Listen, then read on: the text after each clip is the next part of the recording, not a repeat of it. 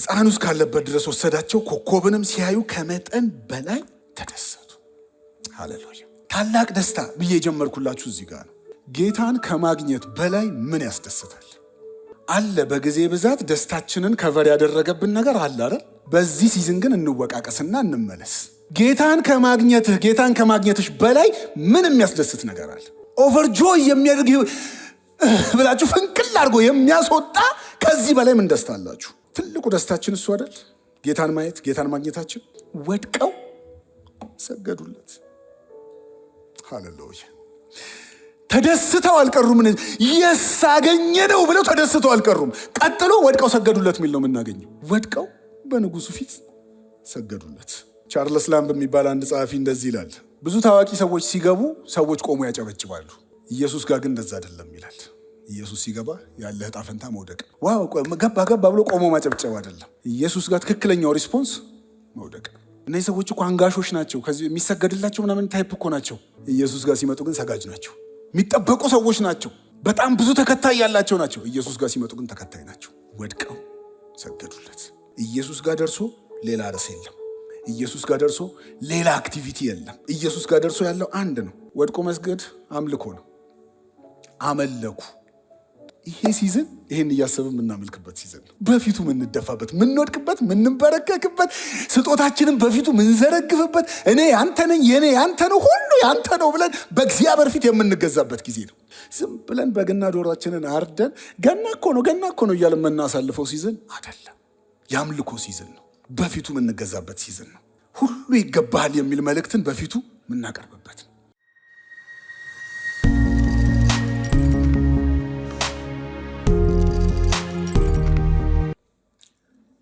በእግሮቻችን ቆመን የእግዚአብሔርን ቃል እናንብብ። የምናነበው ክፍል ያለው የማቴዎስ ወንጌል ምዕራፍ 2 ከቁጥር 1 ጀምሮ እንዲህ ይነበባል። በንጉሱ በሄሮድስ ዘመን ኢየሱስ በቤተልሔም ይሁዳ ከተወለደ በኋላ ጠቢባን ከምስራቅ ወደ ኢየሩሳሌም መጥተው የተወለደው የአይሁድ ንጉሥ ወዴት ነው? በምስራቅ ኮከቡን አይተን ልንሰግድለት መጥተናል ሲሉ ጠየቁ። ንጉሡ ሄሮድስ ይህን በሰማ ጊዜ ታወከ። እንዲሁም መላይቱ ኢየሩሳሌም አብራ ታወከች። እርሱም የካህናት አለቆችንና የአይሁድ ሃይማኖት መምህራንን በሙሉ ሰብስቦ ክርስቶስ የት እንዲወለድ ጠየቃቸው። እነርሱም በይሁዳ ቤተልሔም ነቢዩ እንዲህ ብሎ ጽፏልና አሉ። በይሁዳ ምድር የምትገኝ አንቺ ቤተልሔም ከሌሎች የይሁዳ ገዢዎች በምንም አታንሽም፣ የሕዝቤ የእስራኤል ጠባቂ የሚሆን ከአንቺ ይወጣልና። ከዚያም ሄሮድስ ጠቢባኑን በምስጢር አስጠርቶ በማነጋገር ኮከቡ የታየበትን ትክክለኛ ጊዜ ተረዳ። ጠቢባኑንም ወደ ቤተልሔም ልኮ ሂዱና ሕፃኑን ፈልጉ፣ እኔም ደግሞ ሄጄ እንድሰግድለት እንዳገኛችሁት ወደ እኔ ተመልሳችሁ የት እንዳለ ንገሩኝ አላቸው። ጠቢባኑ ንጉሡ ያለውን ከሰሙ በኋላ ጉዟቸውን ቀጠሉ። ይህም በምስራቅ ያዩት ኮከብ እየመራቸው ሕፃኑ እስካለበት ድረስ ወሰዳቸው። ኮከቡንም ሲያዩ ከመጠን በላይ ተደሰቱ። ወደ ቤትም በገቡ ጊዜ ሕፃኑን ከእናቱ ከማርያም ጋር አዩ። ተንበርክከውም ሰገዱለት። ሳጥኖቻቸውንም ከፍተው ወርቅ፣ ዕጣን፣ ከርቤም አቀረቡለት። እግዚአብሔርም ወደ ሄሮድስ እንዳይመለሱ በሕልም ባስጠነቀቃቸው መሰረት መንገድ አሳብረው ወደ አገራቸው ተመለሱ። አባት ሆይ በጌታ በኢየሱስ ክርስቶስ ስም ቃል በፊታችን ተከፍቷል። ለነፍሳችን እንደሚያስፈልግ መጠን አንተ ተናገረን። እኔ ባሪያህ እዚህ ጋር ቆሜ ስናገር እየሰማው እንድናገር፣ ወንድምና እህቶቼም ቁጭ ብለው ሲሰሙ ካንተ እንዲሰሙ በጌታ በኢየሱስ ስም እንለምንሃለን። ቃልህ እውነት ነው። በእውነትህ ቀድሰን በጌታ በኢየሱስ ስም አሜን። ታላቅ ደስታ በሚል ነው የምንነጋገር። ታላቅ ደስታ። ሃሌሉያ። አሁን ያነበብኩላችሁን ክፍል ብዙዎቻችሁ በተለያየ ሲዝን አንብባችሁታል። ብዙ ጊዜ ደግሞ ልክ አዲስ ዓመት ሲመጣ መጽሐፍ ቅዱስ ማንበብ የምንጀምረው ከዘፍጥረትና ከማቴዎስ አይደል? ቢያንስ በየዓመቱ አንብበነዋል ማለት ነው። ማቴዎስን ጨርሰን ሮሜ አካባቢ ስንደርስና ዘሌዋውያን አካባቢ ስንደርሳ ምንደክመው አንብበነዋል። ማቴዎስ ምዕራፍ 2 የሰብአ ሰገል ታሪክ እየተባለ በተለያየ ጊዜ ደግሞ ሲሰበክ ሰምተናል። አንድ ሲዝኑ ይሄ ስለሆነ እንነጋገርበታለን። ሁለት ደግሞ የእግዚአብሔር ቃል ስለሆነ ባነበብነው ሰዓት ሁሉ መልእክት ስለሆነ እንነጋገርበታለን። እዚህ ሲዝን ላይ ይህንን ስንነጋገር ዛሬና የዛሬ ሳምንት በምናሳልፈው ጊዜ ላይ የዛሬ 2000 ዓመት ምን ተከሰተ የሚለውን ታሪክ መነጋገር አለብን። ታሪክ ማውራት አለብን። ምክንያቱም ያኔ የተከሰተው ታሪክ ነው ዛሬ እኛ ድነን ቁጭ ብለን እንደዚህ እግዚአብሔር እንድናመልክ ያደረገን። ታሪኩን ስንነጋገር ታሪካችንን ነው የምናወራው ማለት ነው። ስለዚህ ይህንን ታሪክ እተርክላችኋለሁ። መተረክ እወዳለሁ። የእግዚአብሔርን ቃል መስበክ እወዳለሁ። መተረክ እወዳለሁ። እተርክላችኋለሁ። ርዕሱ እንዳልኳችሁ ታላቅ ደስታ ነው። ግን የዛሬውን ታላቅ ደስታ ከየትኛው ታሪክ ውስጥ ነው የምንነጋገረው? ከሰብአ ሰገል ነው ማለት ነው። ሰብአ ሰገል ማለት የግዕዝ ቃል ነው። ሰብአ ሰው ነው፣ ሰገል ጥበብ ነው የሚል መረጃ ደርሶኛል። የጥበብ ሰዎች ማለት ነው። እነዚህ የጥበብ ሰዎች ያኔ የመጡበትን አመጣጥ፣ ሲመጡ ምን አጋጠማቸው፣ ከዛ ምን አደረጉ የሚለውን በትረካ መልክ እናየውና ከዛ ይሄ ክፍል ለእኛ ምንድን ነው የሚለውን እናያለን። ይሄንን ትረካ ከመተረኬ በፊት ግን ራሳችሁን ጠይቃችሁት በዛ ጥያቄ ውስጥ እንደለመዳችሁት እዛ ጥያቄ ውስጥ ሆናችሁ ቃሉን እንድሰሙኝ ስለምፈልግ 3 ጥያቄ ጠይቃችኋለሁ። የመጀመሪያ ጥያቄ ጌታን እንዴት አገኛችሁ? ራሳችሁን ጠይቁት። ወደ ኋላ ሄዱና እንዴት ነው ያገኘሁት ይሄን ጌታ? ነገረ ድነት እየተማርን አይደለ? ሐሙስ እዛ ላይ እየተማራችኋል። ለራሳችሁ እየመለሳችሁትም እንደሆነ አስባለሁ። ግን ጌታን እንዴት አገኛችሁ? መጨረሻ ላይ የሶስቱን ጥያቄዎች መልስ አንድ ላይ መመለሴ አይቀርም። ግን ስናወራ እዚህ ጥያቄ ውስጥ እንድትቆዩልኝ ብዬ ነው። ሁለተኛ ጌታን ስናገኘው ምላሻችን ምን ነበር? እንዴት አይነት ምላሽ ነው የሰጠነው? ሶስተኛ ጌታን ካገኘን በኋላ ህይወታችን ምን ይመስላል? ከማግኘታችን በፊትና ካገኘነው በኋላ እንዴት ነን? ታላቅ ደስታ ብሎ ክሪስማስ ነው ብሎ ምንድነው የሚጠይቀን? ወደ ሰብአ ሰገል ልመለስ። ምዕራፍ 2 ቁጥር 1 ሲጀምር በንጉሥ ሄሮድስ ዘመን ኢየሱስ በቤተልሔም ይሁዳ ከተወለደ በኋላ ጊዜ ነው። የዚያ ጊዜ ከምስራቅ መጡ ይለናል። አዲሱ መደበኛ ትርጉም ስለሆነ እያነበብኩ ያለሁት አዲሱ መደበኛ ትርጉም ከላይ ለዚህ ምዕራፍ ርዕስ ይሰጠዋል። ርዕሱ ምንድነው? የጠቢባን ከምስራቅ መምጣት የሚል ርዕስ ሰጥቶታል። እነዚህ ጠቢባን የመጡት ከምስራቅ ነው። ምስራቅ ያኔ በነበረው ካርታ ላይ ብንመለከተው ምስራቅ የሚለው ከባቢሎን አካባቢ፣ ከፋርስ ከሜዶን አካባቢ፣ ከዛ አካባቢ የመጡትን ነው። ከምስራቅ መጡ ብሎ የሆኑ ያህል ግሩፕ ሰዎች መጡ ብሎ ይነግረናል። እነዛ ሰዎች ሲመጡ ጊዜው ኢየሩሳሌም ሄሮድስ ንጉሥ የነበረበት ጊዜ ነው። ሄሮድስ ንጉሥ የነበረበት ሰዓት ላይ እነዚህ ሰዎች ከምስራቅ መጡ። ከምስራቅ የመጡት ሰዎች አንድም እንደሚታመነው በባቢሎን የነበሩ ሰዎች ናቸው። በባቢሎን ደግሞ ወደኋላ ሄዳችሁ 586 ዓመተ ዓለም ጀምሮ የእስራኤል ሕዝብ ተማርኮ ባቢሎን የነበረበት ጊዜ ነበር። እዛ ተማርኮ የነበረበት ሲዝን ላይ ናቡከደነጾር የሚባለው ንጉሥ ጠቢባንን ሰብስቦ አንድ ህልም አለም ያለው ህልሙንም ፍቺውንም አምጡ ያለው ትዕቢተኛ ሰውዬ ትዝ ይላችኋል። እሱ ሰውዬ ትንቢቱን ሊያስፈታ የተጠቀማቸው ሰዎች እንደዚህ አይነት ሰዎች ናቸው። እነዚህ የጥበብ ሰዎች ከዛ መጡ የሚባሉት ሰዎች ዝም ብሎ ተራ ሰዎች አይደሉም። ባቢሎን ውስጥ የታወቁ፣ ምስራቅ ላይ የታወቁ የተከበሩ ሰዎች ናቸው። የተከበሩ ደግሞ የሚያደርጋቸው ምንድን ነው? ይህን ያህል ይተማመኑባቸው ነበር። ምን ህልሙንም አምጡ ፍቺውንም አምጡ እስኪባሉ ማለት ነው። ያን ያህል የሚተማመኑባቸው ሰዎች ናቸው። እነዚህ ሰዎች ሌላ ምን አይነት ባህሪ ያላቸው? በጣም ሪስፔክትድ የሚሆኑበት ነገር ምንድን ነው? ነገስታትን ያውቃሉ። የትኛው ንጉስ መቼ ይነግሳል፣ የትኛው ንጉስ መቼ ይወድቃል ብትሏቸው ያውቃሉ። ስለዚህ ምን አይነት ስም አላቸው? አንጋሽ የሚባል ስም አላቸው። እነዚህ ሰዎች ንጉስ ይሰይማሉ። እነዚህ ሰዎች የሚቀጥለው ንጉስ የሚሆነው ይሄ ሰውዬ ነው ካሉ የዛ ሀገር ሰዎች ሪስፔክት አድርገዋቸው ጊዜው ሲደርስ ያንን ሰው ነው የሚያነግሱት።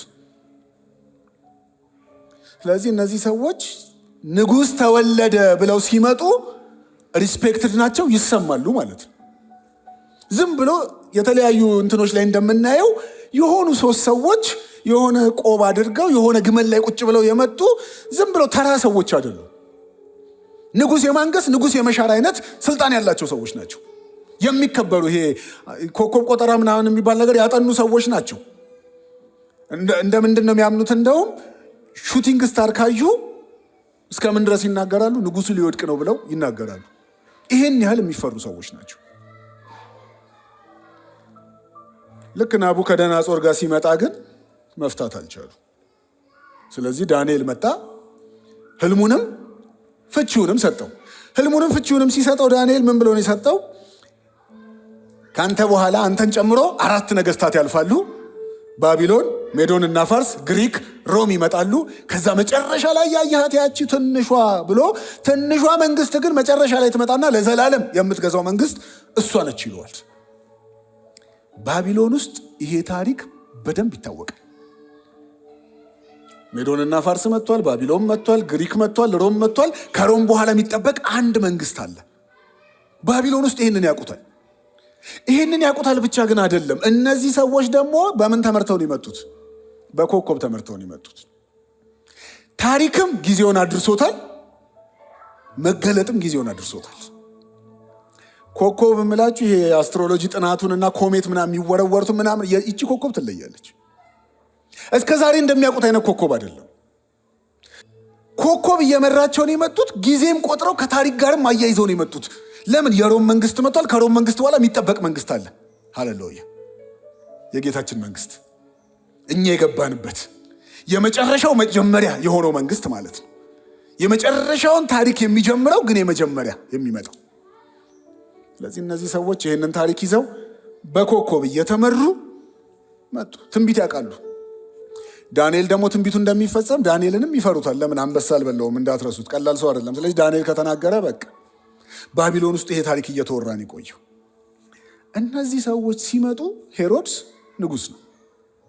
ይሄን ያዙልኝ፣ ሄሮድስ ንጉስ ነው።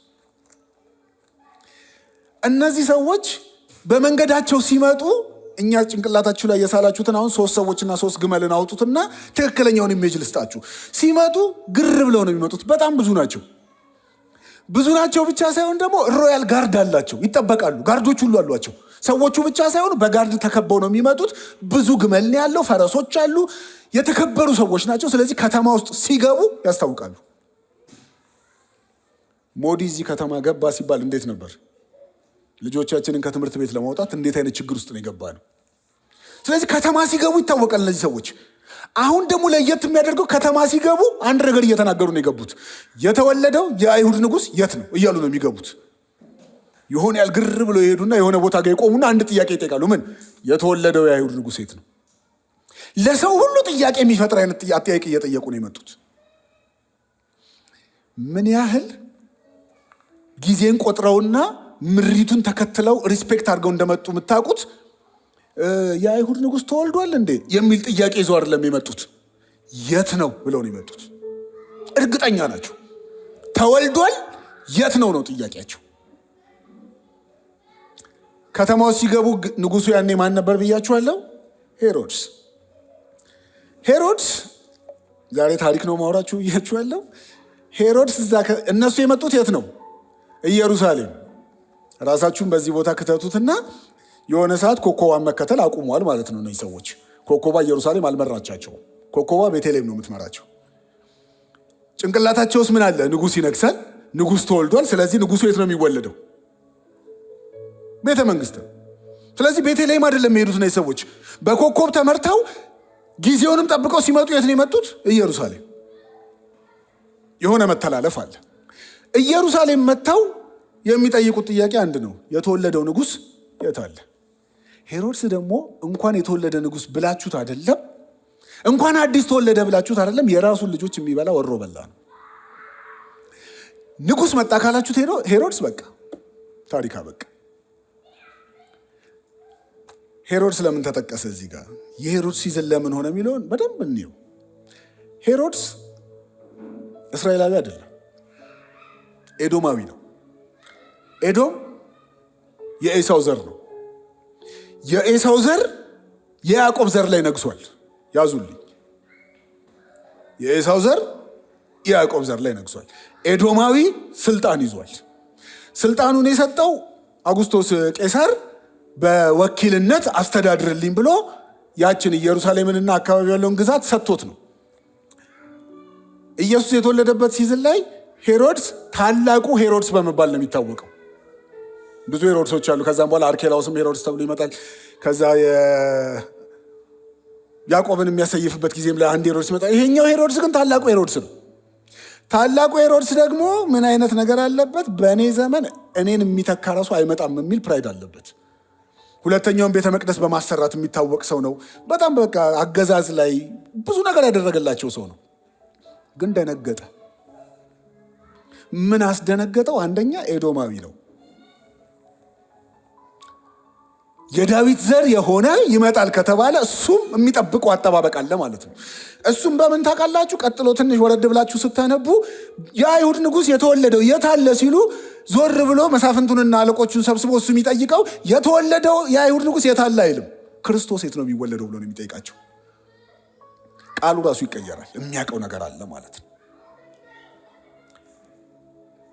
ሄሮድስ መንግስቱን ምን ያህል እንደሚወደው የምታውቁት ሚስቴ መፈንቅለ መንግስት ልታደርግብኝ ነው ብሎ ሚስቱን አስገድሏታል። ሚስቱን ብቻ አይደለም፣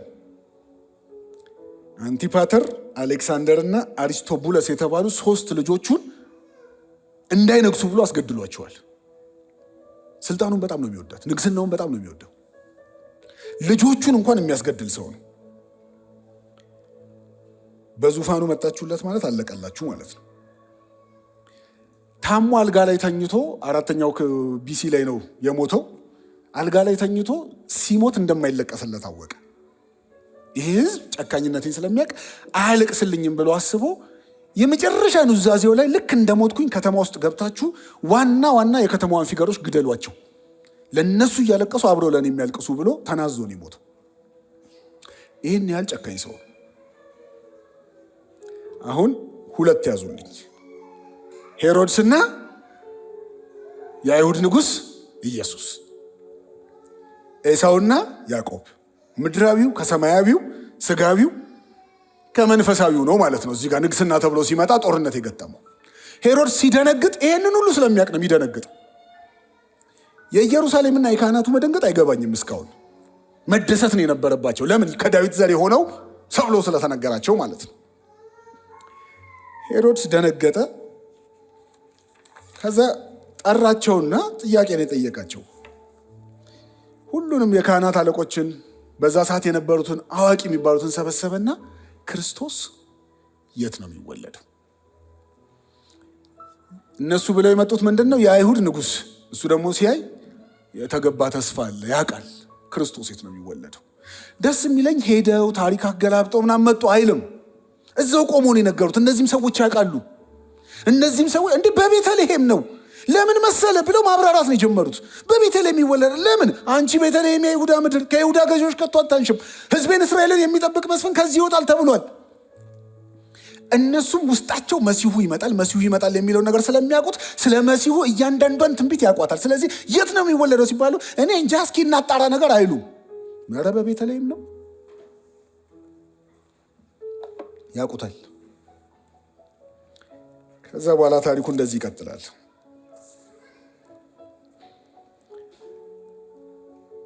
እርሱም የካህናት አለቆችንና የአይሁድ ሃይማኖት መምህራንን በሙሉ ሰብስቦ ክርስቶስ የት እንዲወለድ ጠየቃቸው። እነርሱም በይሁዳ ቤተልሔም ነቢዩ እንዲህ ብሎ ጽፏልና አሉት። በይሁዳ ምድር የምትገኝ አንቺ ቤተልሔም ከሌሎች የይሁዳ ገዢዎች በምንም አታንሽም፣ የሕዝቤ የእስራኤል ጠባቂ የሚሆን ከአንቺ ይወጣልና። ከዚያም ሄሮድስ ጠቢባኑን በምስጢር አስጠርቶ በማነጋገር ኮከቡ የታየበትን ትክክለኛ ጊዜ ተረዳ። ታሪኩ እንዴት ነው የሚሄደው? ልክ እነሱ ደግሞ ሲወጡ 70 ሰገልን ጠራቸውና መቼ ነው ያያችሁት ይህን ኮከብ? እንደ ታሪክ አጥኚዎች ከሆነ ወደ 9 ወር የሚሆን አካባቢ ጊዜ ተጉዘውን የደረሱት እነዚህ ሰዎች። ስለዚህ አሁን ኢየሱስ ያለው በረት ውስጥ አይደለም ማለት ነው። እነሱ ሲመጡ ያው ብዙ ጊዜ ያየናቸው ፎቶዎችና ስዕሎች ሰብአ ሰገሉ በረት ውስጥ መተው ሲሰግዱለት የሚያሳዩ ናቸው። ወጥተዋል። ምክንያቱም ወረድ ብላችሁ ስታነቡት ኢየሱስ ማርያምንና ኢየሱስን በቤት አገኟቸው የሚል ነው እንጂ በበረት አገኟቸው የሚል አታገኙ። ወጥተዋል፣ ከበረት ወጥተዋል፣ ጊዜ አሳልፈዋል። ግን ከቤተልሔም አልወጡ። መቼ ነው የታየው ይሄ ኮከብ ብሎ ሲጠይቃቸው ትክክለኛ የተወለደበትን ጊዜ አውቆ በዚህ ጊዜ ውስጥ የተወለዱ በሙሉ ብሎ ሊያጠፋ ነው። ይህንን ጥያቄ ሲጠይቅ ግን ቀጥሎ ጠቢባኑንም ወደ ቤተልሔም ልኮ የሚል ነገር አለና ወዲያውኑ ለምን ወደ ቤተልሔም ራሱ ወታደሮችን አላከም ብዬ አሰብኩ።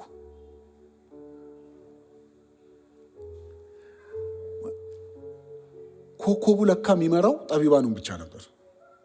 ለሱ ኮከቡ አልታየውም። ኮከቡ ቢታየው እነሱንም አይጠይቅም። ኮከቡን ተከትሎ ሄዶ ቀጥታ ቤቱ ጋር ደርሶ ኢየሱስን ያገኘዋል። ኮከቡ የታየው ለነሱ ብቻ ነበር። ሂዱና ባገኛችሁት ጊዜ መታችሁ ንገሩኝ፣ እኔም መጥቼ ደግሞ ሰግድለታለሁ አላቸው። ጠቢባኑም ንጉሡ ያለውን ከሰሙ በኋላ ጉዟቸውን ቀጠሉ። ይህም በምስራቅ ያዩት ኮከብ እየመራቸው ሕፃኑ እስካለበት ድረስ ወሰዳቸው። ሃሌሉያ። ኢየሩሳሌም መጥተው ጥሩ የግራ መጋባት ጊዜ ካሳለፉ በኋላ ድጋሚ ቀና ሲሉ ለካ ኮከቡ አለ። አሁንም ያንን ኮከብ ቢተከተሉ ኢየሩሳሌም አይደርሱም እነዚህ ሰዎች። ቀና ሲሉ ኮከቡ አለ። አሃ ብለው ኮከቡን ተከትለው ሲሄዱ ነው ያገኙት። ከዛ አንድ ነገር ይላል፣ ኮከቡንም ሲያዩ ከመጠን በላይ ተደሰቱ። ሄደ ከኢየሩሳሌም ተነሳና ኮከቡ ሄዶ አንድ ቤት ላይ ቆመ። ምን አይነት ኮከብ ነው? አሁን ኮከብ አይደለም ያልኳችሁ ለዛ ነው። የሆነ ኮከብ እንዳይመጣላችሁ። የትኛው ኮከብ ነው? ሄዶ የሆነ ቤት ላይ የሚቆም ኮከብ። ኢየሱስና ማርያም ዮሴፍ ያሉበት ቤት ጋር ደርሶ የሚቆም ኮከብ ምን አይነት ኮከብ ነው? ከርቀት የሚያዩት ኮከብ እንኳን ቢሆን ከርቀት ምን መትረው እዚህ ጋር ነው ምናምን ብለው አይሉትም። ኮከቡ ቤት ነው ያሳያቸው፣ የጠቆማቸው። ቤቱ ላይ ያብራ፣ ቤቱ ጋር ደርሶ ምልክት ስጣቸው፣ የተጻፈ ነገር ግን ቤት ነው የጠቆማቸው። እንደኔ ይህ ኮከብ የእግዚአብሔር ክብር መገለጥ ነው። እግዚአብሔር ጋር ነው እየመራ የወሰዳቸው። ጌታን እንዴት አገኛችሁት የሚለው ጥያቄን እዚህ ጋር እየመለሳችሁት ሂዱ።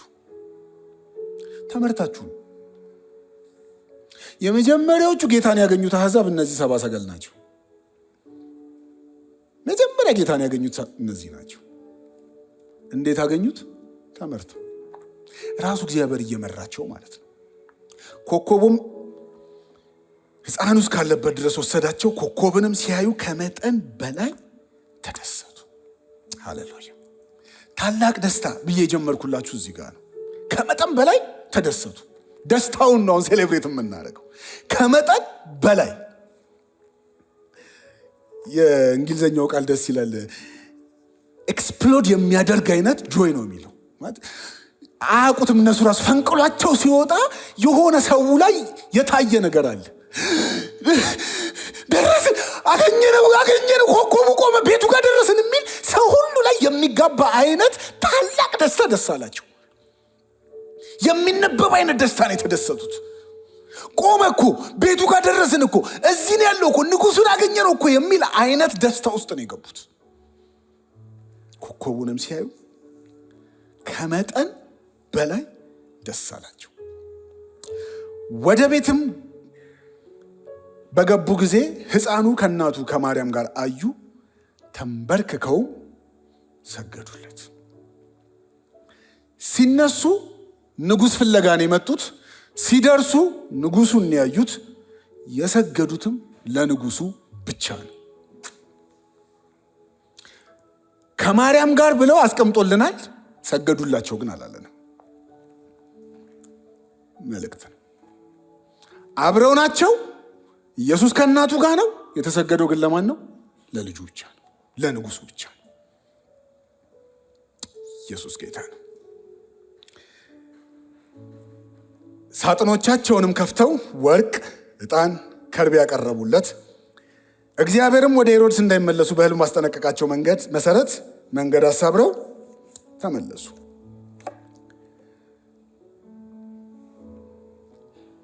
ራሳችሁን ጠይቁ እስኪ። ሰብአ ሰገል ቦታው ናችሁ። ትልቁ ደስታችሁ ዛሬ ምንድን ነው? በጣም የሚያስደስታችሁ ርዕስ፣ በምንም የማትተኩት የሆነ ነገር መጥቶ ይሄንን ደስታ ይቀናቀነዋል የማትሉት በጣም የሚያስደስታችሁ ርዕስ ምንድን ነው? እዚሁ ነው መልስላችሁ። ጌታን ከማግኘት በላይ ምን ያስደስታል? አለ። በጊዜ ብዛት ደስታችንን ከቨር ያደረገብን ነገር አለ አይደል? በዚህ ሲዝን ግን እንወቃቀስና እንመለስ። ጌታን ከማግኘትሽ በላይ ምን የሚያስደስት ነገር አለ? ኦቨርጆይ የሚያደርግ ብላችሁ ፍንቅል አድርጎ የሚያስወጣ ከዚህ በላይ ምን ደስታ አላችሁ? ትልቁ ደስታችን እሱ አይደል? ጌታን ማየት፣ ጌታን ማግኘታችን።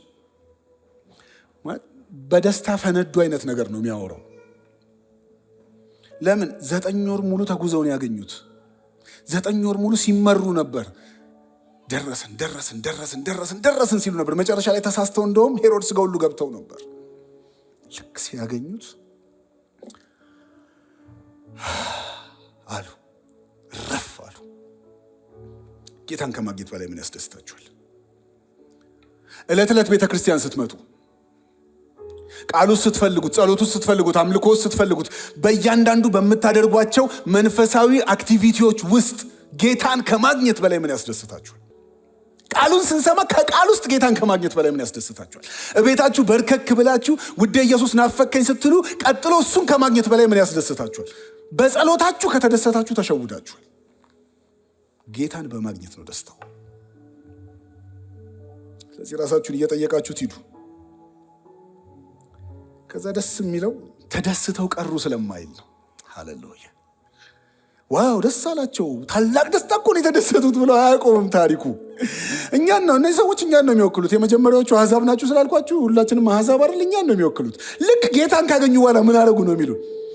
ወድቀው ሰገዱለት።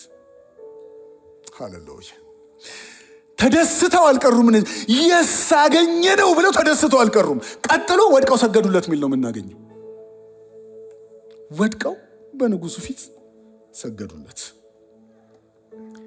ቻርልስ ላምብ የሚባል አንድ ጸሐፊ እንደዚህ ይላል፣ ብዙ ታዋቂ ሰዎች ሲገቡ ሰዎች ቆሞ ያጨበጭባሉ። ኢየሱስ ጋር ግን እንደዛ አይደለም ይላል። ኢየሱስ ሲገባ ያለህ ዕጣ ፈንታ መውደቅ። ዋው ገባ ብሎ ቆሞ ማጨብጨብ አይደለም። ኢየሱስ ጋር ትክክለኛው ሪስፖንስ መውደቅ። እነዚህ ሰዎች እኮ አንጋሾች ናቸው፣ ከዚህ የሚሰገድላቸው ምናምን ታይፕ እኮ ናቸው። ኢየሱስ ጋር ሲመጡ ግን ሰጋጅ ናቸው። የሚጠበቁ ሰዎች ናቸው። በጣም ብዙ ተከታይ ያላቸው ናቸው። ኢየሱስ ጋር ሲመጡ ግን ተከታይ ናቸው። ወድቀው ሰገዱለት። ኢየሱስ ጋር ደርሶ ሌላ ርዕስ የለም። ኢየሱስ ጋር ደርሶ ሌላ አክቲቪቲ የለም። ኢየሱስ ጋር ደርሶ ያለው አንድ ነው። ወድቆ መስገድ አምልኮ ነው። አመለኩ፣ አምልኮ ጀመሩ። ትክክለኛ የአምልኮ ትርጉም ተንበርክኮ እጅ መሳም አይደል? አመለከ የሚባለው አንድ ሰው በትራዲሽናል ሴንሱ ላይ ስትሄዱ በርከክ ብሎ የሚያመልከውን ማንነት እጅ ይዞ ሲስመው አመለከ ነው የሚባለው። እነዚህ ሰዎች ኢየሱስ ጋር ደርሰው የሆነ 1 ዓመት 2 ዓመት ያልሞላው ሕፃን ልጅ አይተው ስግደት ነው ያላቸው፣ አምልኮ ነው ያላቸው። ወድቀው ሰገዱለት። ሰገዱለት ብቻ ግን አይደለም የሚለን ቀጥሎ፣ እጅ መንሻቸውንም አውጥተው አቀረቡለት ይላል። አምልኮ ያለ መስጠት አይሆንም። የመጀመሪያው አምልኮ ራስን መስጠት። በቃ አቀረቡለት፣ ሰጡት። አምልኮ ብላችሁ ከመጣችሁ ሁሌ የምትሰጡት ነገር አለ። ሁሌ ስንመጣ ልናመልክ ስንመጣ እኮ ራሳችንን ሰጥተን ነው የምንመጣው። ቀጥሎስ ወርቅ፣ ከርቤ፣ ዕጣን አውጥተው ሰጡት። የኔ ያንተ ነው ካሁን በኋላ እኔ የለሁበትም። ህይወታቸውን፣ ያላቸውን፣ ንብረታቸው፣ ሁሉ ነገራቸውን በፊቱ አስገዙ። ሲነሱም እነዚህ ሰዎች ንጉሥ ፈልገው አይደል የመጡት? ሲነሱ መነሻቸው ላይ አምልኮ ነው። ለማምለክ ነው የመጡት፣ ለመስገድ ነው የመጡት። ንጉሥ ሄሮድስ ጋር ሲደርሱ እኮ ሰገዱ አይለንም? ደስ አይልም? ኢየሩሳሌም ደርሶ ሄሮድስን አግኝተው ሰገዱ አይለንም? አውርተው የሆነ ነገር ተነጋግረው ወጡ ነው የሚለን። ኢየሱስ ጋር ግን አወሩ አይለንም። ሰገዱ፣ ሰጡ፣ ተንበረከኩ፣ ወደቁ የሚል ነው የምታገኙት። ይሄ ሲዝን ይሄን እያሰብን የምናመልክበት ሲዝን ነው። በፊቱ ምንደፋበት፣ ምንወድቅበት፣ ምንበረከክበት፣ ስጦታችንን በፊቱ ምንዘረግፍበት፣ እኔ ያንተ ነኝ፣ የኔ ያንተ ነው፣ ሁሉ ያንተ ነው ብለን በእግዚአብሔር ፊት የምንገዛበት ጊዜ ነው። ዝም ብለን በግና ዶሮአችንን አርደን ገና እኮ ነው እያለ የምናሳልፈው ሲዝን አይደለም። የአምልኮ ሲዝን ነው። በፊቱ የምንገዛበት ሲዝን ነው። ሁሉ ይገባሃል የሚል መልእክትን በፊቱ ምናቀርብበት። ምንድን ነው አቀረቡ የሚለው? ወርቅ፣ ከርቤ፣ ዕጣን። እዚህ ቁጥር ላይ ተመላለስኩበት። ስመላለስ ያገኘኋቸውን ነገሮች ነው ዛሬ ዝም ብዬ ለእናንተ ማወራው። ስጦታው ራሱ ዝም ብሎ ስጦታ አይደለም። ቆይ ከሰሞኑ የወለዱ አሉ፣ እግዚአብሔር ረዳናል፣ እንመጣለን። ስንመጣ ዕጣን ይዘን ብንመጣ ምን እንደሚሰማችሁ እናንተ ንገሩን። ከርቤ ይዘን ብንመጣ ምንድን ነው የሚሰማችሁ? ሌላ ኢሜጅ ነው። ህፃን ልጅ ጋር ይሄን ይዘህ ስትሄድ ማለት ነው፣ ህፃን ተወልዷል ብለህ የምትወስደው ስጦታ ምንድን ነው? እነዚህ ሰዎች ግን ይዘው የሄዱት ወርቅ ነው። ለምን? ወርቅ ለንጉሥ የሚሰጥ ስጦታ ነው። ሄዳችሁ ሰለሞን ጋር ብትሄዱ ወርቅ ጭና ነው ሄደችው። ንጉሥ ጋር ሲሄዱ ስጦታ ይዘው ሄዳሉ። አንዱ ቢታወቀው ንጉሥ ጋር ስጦታ ምንድን ነው? ወርቅ ነው። ወርቅ ለንጉሥ የሚሰጥ ስጦታ ነው። ንግስናውን ያጎላል፣ ያሳያል ተብሎ ስለሚታመን ሁሉም ንጉሥ ጋር ሲገባ ወርቅ ይዤ መጥቻለሁ እያለ ነው የሚገባው። እነዚህም ሰዎች ለንጉሱ ወርቅ ይዘው ነው ሄዱት። ወርቅ ብቻ ግን አይደለም ይዘው ሄዱት፣ ከርቤ ይዘው ሄደዋል ይላል። እዚህ ጋር ነው ዊርድ የሚሆነው። ከርቤ ታውቃላችሁ?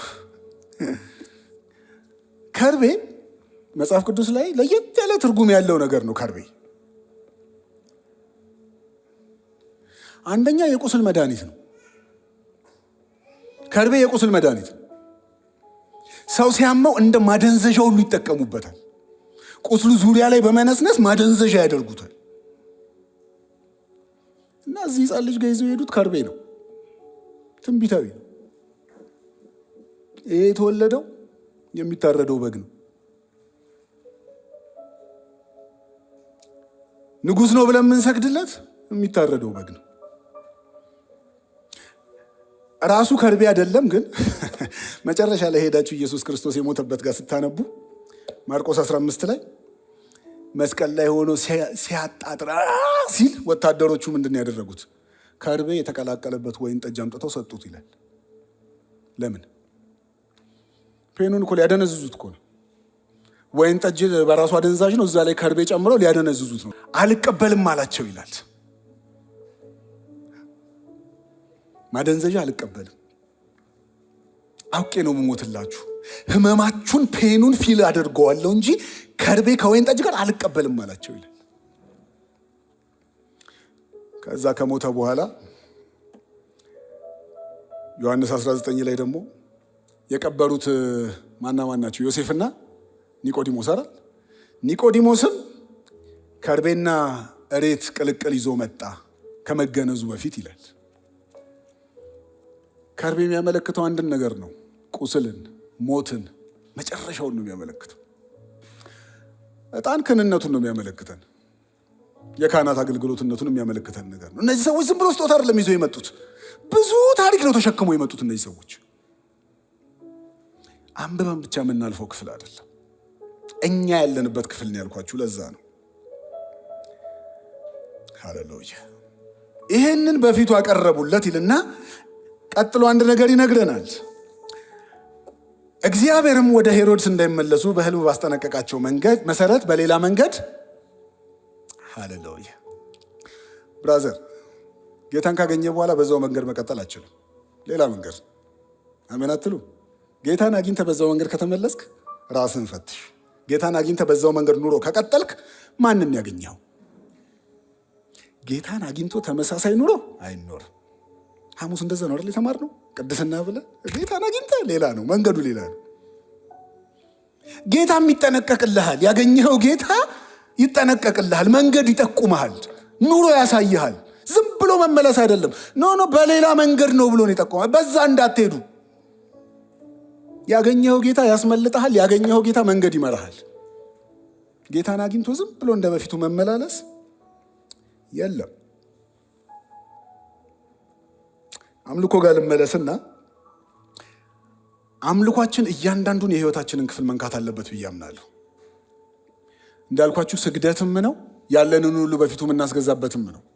ቤተክርስቲያን ጋር ስንመጣ ደግሞ ቤተክርስቲያን ውስጥ የምንሰራቸው ስራዎች ግልጽ ናቸው አይደል? ከዚህ በፊትም ተነጋግረንባቸዋል። ዲሳይፕልሺፕ፣ ፌሎሺፕ፣ ሚኒስትሪ፣ ኢቫንጀሊዝም ምናምን የምንላቸው እነሱ ነገሮች ያለ አምልኮ ባዶ ናቸው። የሆነ ጊዜ ስለጻፍኩት የጸሐፊውን ስም አላስታውሰውም፣ ግን እንደዚህ ይላል: ደቀ መዝሙርነት ያለ አምልኮ ዝም ብሎ የአእምሮ ስፖርት ነው። ፌሎሺፕ ወይም ህብረት ያለ አምልኮ ማኪያቶ ከመጠጣት አይለይም። አገልግሎት ያለ አምልኮ ተጨማሪ የሥራ ዘርፍ ነው እንጂ አገልግሎት አይደለም።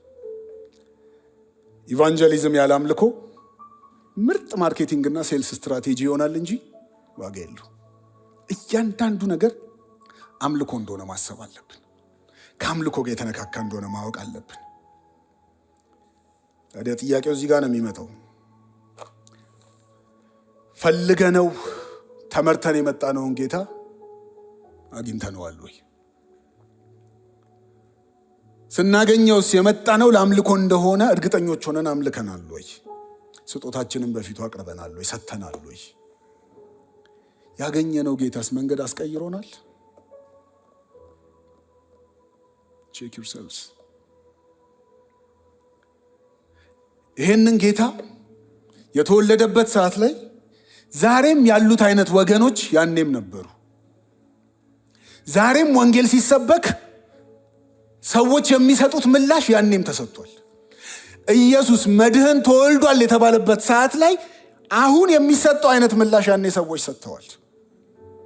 መድህን እንደተወለደ ሄሮድስ ሰምቷል።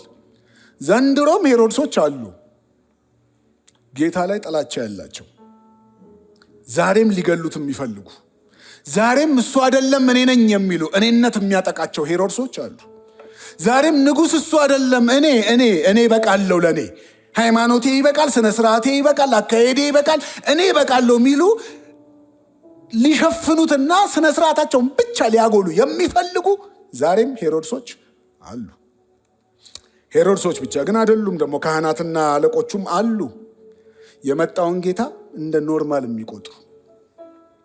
ኖርማል እኮ ነው። ምን የተለየ ነገር አለ? ትላንት የነበረው ነው ዛሬ የሚቀጥለው። ነብዩ እንደዚህ ብሏል ብለው ዞር ብለው ግን ስራቸውን የሚቀጥሉ፣ በቤተልሔም ነው ብለው ወደ ቤተልሔም የማይሄዱ፣ በቤተልሔም ነው ብለው ዞር ብለው ስራቸውን የሚቀጥሉ፣ ከንጉሱ ጋር አብረው የሚደነግጡ፣ ምንም በቃ ለመጣው ጌታ ኢንዲፍረንት የሆኑ፣ ምንም ነገር አክቲቪቲያቸው ላይ ለውጥ የማይታይባቸው፣ ስለ ጌታ ተወርቶ እዛው የሆኑ እዚህ ውስጥ አሉ። ያወቁት ነገር እርምጃ እንዲወስዱ ማያረጋቸው ማለት ነው። ለሌሎች ይጠቁማሉ። እውነት እኮ ነው ጌታ ተወልዷል በተለይም ነው እያሉ መረጃ ያቀብላሉ። ግን እነሱ ላይ ፈቀቅ የሚል ነገር የሌለ ሰዎች አሉ። ግን ደግሞ አሉ እንደ ሰብአ ሰገል አይነት መሄድ ያለባቸውን ርቀት ሁሉ ይሄዱ፣ ጌታን ለማግኘት ከጌታዬ ጋር ብለው እስከ ጥግ የሚከተሉ አሉ። ጊዜያቸውን ሰውተው፣ ገንዘባቸውን ሰውተው፣ ያላቸውን ነገር ሁሉ አውጥተው ጌታዬን የሚሉ አሉ። ለሰሙት ድምፅ ምላሽ የሚሰጡ፣ ኮከቡን ሲያዩ ንጉሥ ሊነግስ ነው ማለት ነው እንጠብቃለን ብለው በባቢሎን መቀመጥ አይችሉም እነዚህ ሰዎች። ከዛ እድሜው ደርሶ ሲነግስ ያየነው ኮከብ እሱ ነው ብለው በሀገራቸው ሆነው ሴሌብሬት ማድረግ አይችሉም። ለሰሙት ድምፅ ምላሽ የሚሰጡ እንደ ሰብአ ሰገል አይነት ደግሞ አሉ። የሚሄዱ በአምልኮ በዋጋ የሚገለጡ ራሳቸውን በንጉሱ ፊት የሚሰብኩ አሉ። ዛሬ ወንጌል ሲሰበክ ወጣችሁ ወንጌል ሲሰብኩ እንዲህ አይነት ሰዎች ልታገኙ ትችላላችሁ። ወደኛ ልመልሳችሁ። ሰብአ ሰገልኛን ወክለው የመጀመሪያ አሕዛብ ናቸው አላልኳችሁ? ሁላችንም ጌታን ያገኘ ነው ጌታ መርቶን ነው። ጌታን እንዴት አገኘን ነበር አይደል? የመጀመሪያ የጠየኳችሁ ጌታን ያገኘን። ጌታን አግኝተ ነው አይደለም፣ አግኝቶን ነው፣ መርቶን ነው፣ ቀስቅሶን ነው። እዚህ ስፍራ ስንነጋገር መቃብር ቦታ ጋር ቆሞ እንደመስበክ ነው ሚል ተነጋግረናል ነበር። መቃብር ቦታ ቆሞ እንደ ሞተ ለምታውቀው ሰው ወንጌል መስበክ ጌታ ካላበራ በስተቀር ኮከቡን ካላከ በስተቀር። ይሄ ኮከብ እኮ ደስ የሚለው እየመራ ኮከቡ ጋር ያደረሳቸው፣ የንጋት ኮከብ ጋር ያደረሳቸው። ያኔ በለዓም የተናገረው ኮከብ ትዝ ይላችኋል? ከያዕቆብ ኮከብ ይወጣል ብሎ ይሄ ኮከብ እየመራ ከያዕቆብ የወጣው ኮከብ ጋር እኮ ነው ያደረሳቸው። መርቶን ያደረሰን ራሱ እግዚአብሔር እየመራ ጌታ ጋር አደረሰን፣ መራን። ጌታን ስናገኘው ምላሻችን ምን ነበር ያልኳችሁ? ደስታ ነው፣ አምልኮ ነው፣ በፊቱ መዘርጋት ነው፣ መፍሰስ ነው፣ የለሁበትም አንተ ብቻ ማለት ነው።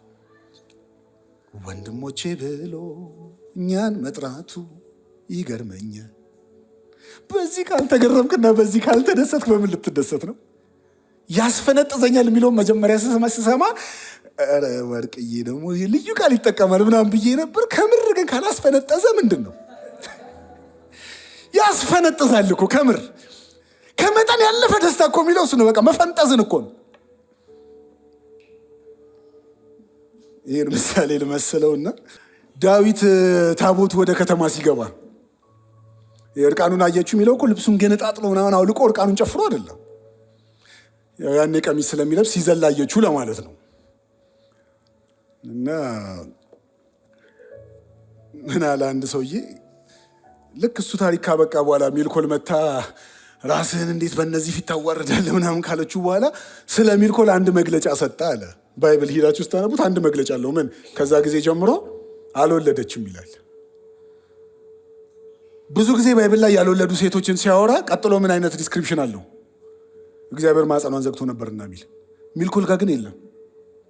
እና ምን ሊሆን ይችላል? ምናልባት ዳዊት ከዛ ቀን በኋላ ነክቷት አያውቅም። ደበረችዋል። በአምላኬ ፊት ስዘል እንዲህ ትለኛለች ብሎ ያስፈነጥዛል። እንዲህ ልትናቀስ ክትችል ድረስ ያስፈነጥዛል። ግድ የላችሁም ሳቁ። ማታውቁት ነገር አለወራው። የሚያስፈነጥዝ ምላሻችን ሌላ ሊሆን አይችልም። ከፈነጠዝ ደስታ ሌላ ዓለም ውስጥ ከከተተስ በኋላ መንበርከክ ነው ያለህ አማራጭ። ትሰግዳለህ። በቃ እጁን ይዘህ ትስማለህ። ጌታዬ ትላለህ፣ ንጉሴ አምላኬ ትላለህ። በራህልኝ፣ የዘላለምን ሕይወት አሳየኸኝ፣ አንተን ተከትዬ እኮ ገባው ትላለህ። ይህ እንደ እንትኑ ያየው ሰውዬ አይነት ማለት ከትናንት ወዲያ ከሆነ ሰው ጋር ሳወራ የሰጠኝ ምሳሌ ነው። የመስቀል ላይ የተሰቀለው ከኢየሱስ ጋር የነበረው ሰውዬ መንግስተ ሰማይ ሲገባ ኢንተርቪው ነገር አድርገውለት ነበር። ተጠምቀሃል? አልተጠመቅኩም። ደቀ መዝሙር ትምህርት ተምረሃል? አልተማርኩም። ምን አይነት ነገር አድርጋል? በቤተ መቅደስ ስርዓት ውስጥ አልፋል? ተላጭተሃል? ምንም አላደረግኩም። ግራ ገባቸውና ተለቅ ያለ ከነሱ ተለቅ ያለ መልአክ ጠርተው እሱም ኢንተርቪው አደረገው አሉ። እነዚህን ሁሉ አላደርግም። ታዲያ እንዴት መጣ ሲሉት ከኔ ጋር ተሰቅሎ የነበረው በኋላ እዛ እንገናኝ አለኝ። በቃ ይህ ሰውዬ ከመስቀል የመውረድ ዕጣ ፈንታ ቢኖረውና ምድር ላይ ብናገኘው እየዘለለ ነው የምናገኘው። ሌላ ምንም የለው። አምልኮ ነው የሚቀጥለው። ለምን በኋላ እንገናኝ ብሎ የሚያስገባ ጌታ መድን ተወልዶ። ስለዚህ ጌታን ስናገኘው ምላሻችን ደስታ ነው። ጌታን ስናገኘው ምላሻችን አምልኮ ነው። እጅ መዘርጋት ነው። ተማርክ ያለው ማለት ነው። ያለኝ ያንተ ነው፣ የቀረውን ዘመኔም ውሰደው፣ አልፈልገውም፣ እኔ እጅ ላይ አያምርበትም ማለት ነው። ህይወታችን አምልኮ ነው። የመጨረሻ የጠየኳችሁ ጥያቄ ጌታን ካገኘንስ በኋላ ህይወታችን ምን ይመስላል? መንገድ ቀይረናል ወይ? በሌላ መንገድ ነው ወይ የሄድ ነው? ወይስ ወደ ሄሮድስ ነው የተመለስ ነው? ታላቅ የምስራች፣ በዛ ውስጥ ታላቅ ደስታ አግኝተናል።